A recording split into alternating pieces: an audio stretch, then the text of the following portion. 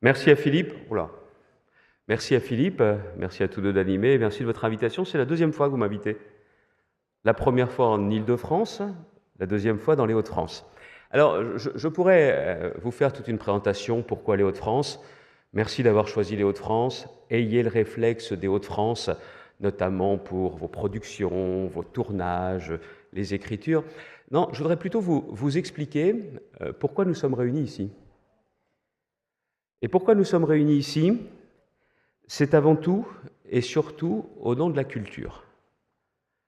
Quand, après mon élection, j'ai décidé que la région aurait une nouvelle ambition culturelle, pour ne rien vous cacher, c'était plus facile que dans d'autres régions parce qu'il y avait déjà des acquis, il y avait déjà des sacrés atouts dans la région avant mon élection.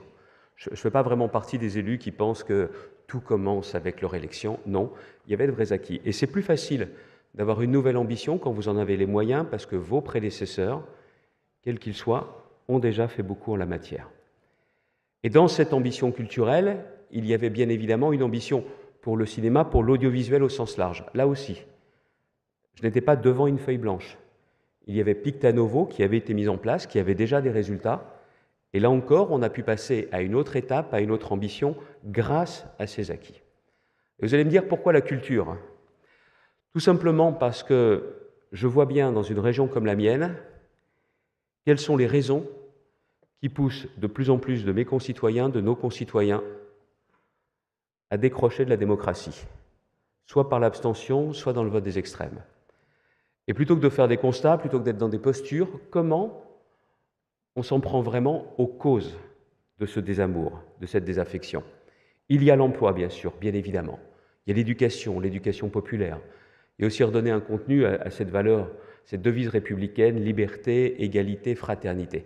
Et il y a aussi la culture, parce que c'est de l'ouverture. Et ce choix, que ce soit dans la métropole, dans les grandes villes de la région, comme aussi dans les milieux ruraux qui sont les plus éloignés, ce pari culturel, il vaut la peine, pardonnez-moi de le dire comme ça, d'être tenté. Et d'une certaine façon, ce que nous avons voulu faire avec Sérimania s'inscrit dans cette logique-là. Dans toutes les séries qui sont diffusées, j'en parlais juste à l'instant, vous avez l'occasion de réfléchir, l'occasion de s'ouvrir, l'occasion de se divertir, l'occasion de sourire. C'est l'une des définitions de la culture. Que ce soit sur un avenir écrit d'une certaine façon hier soir avec Autonomie, que ce soit sur les questions d'intelligence artificielle, d'intelligence humaine, que ce soit tout simplement sur des questions identitaires, que ce soit sur des questions sociales, des industrialisations, et je ne prends que quelques-uns des exemples de séries qui ont été diffusées. Voilà à quoi correspond Sérimania. Et le choix que nous avons fait s'inscrit dans cette démarche culturelle. Pourquoi je vous parle de cela?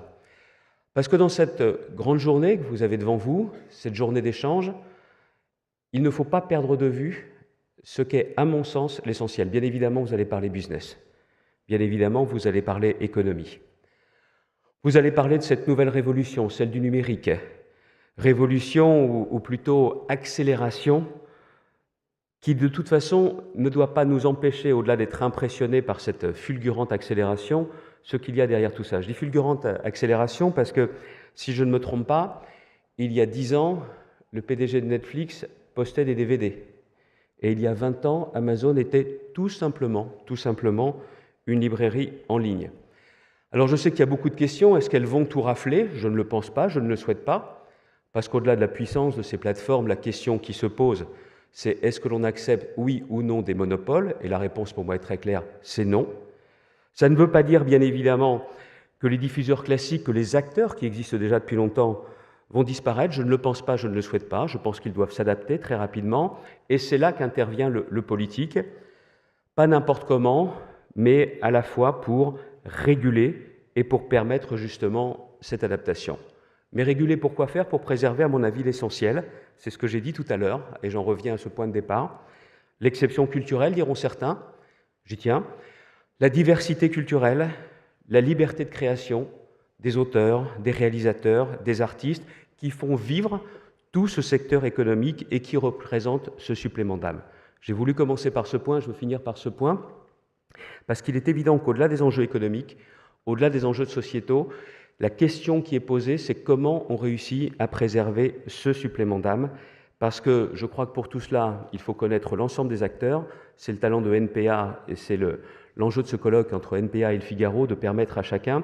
Il y a un très beau proverbe, c'est un proverbe africain, il n'est pas vraiment d'ici, mais qui dit la chose suivante: si tu veux marcher vite, marche seul. Si tu veux marcher loin, marche accompagné. Vous permettez aux uns et aux autres de se connaître, de marcher ensemble, et c'est pour ça que je pense qu'on a de bonnes chances de pouvoir marcher loin. Merci de votre attention.